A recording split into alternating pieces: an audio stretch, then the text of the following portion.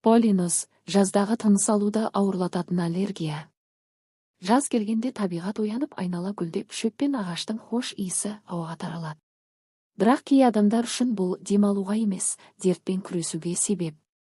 Себебі полинос, яғни гүл тозаңына аллергия. Бұл ауру жазда, әсіресе сәуір мен тамыз айлары аралығында жиі кездеседі. Адамның иммундық жүйесі тозаңды қауіпті зат ретінде қабылдап, оған қарсы әрекет етеді. Осыдан түрлі белгілер пайда болады. Қалай басталады? Полинос көбіне жасырын басталады. Алғашында адам жеңіл түшкіреді, тамағы жыбырлайды, немесе мұрны бітеді.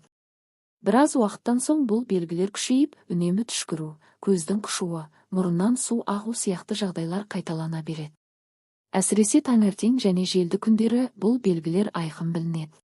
Кейбір адамдарда тіпті тынысы арылып, құрғақ жөтел басталады. Емделмеген жағдайда аллергия созылмалы ринитке немесе демікпеге айналуы мүмкін. Қалай емделеді? Бір, тозаңмен байланыстан аулақ болу. Таза ауада серуендегенде медициналық маска киіңіз. Терезе мен есікті жабық ұстаңыз, әсіресе жел тұрған күндері. Үйге кіргенде міндетті түрде беті қолды жуу, киімді ауыстыру қажет. 2. Медициналық ем.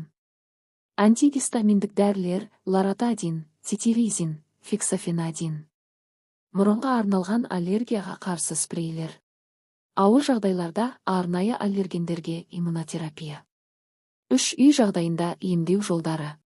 Тұзды ерітіндімен мұрын шаю. 1 стақан жылы суға жарты шай қасық тұз салып, мұрынды күніне 2 рет шайыңыз.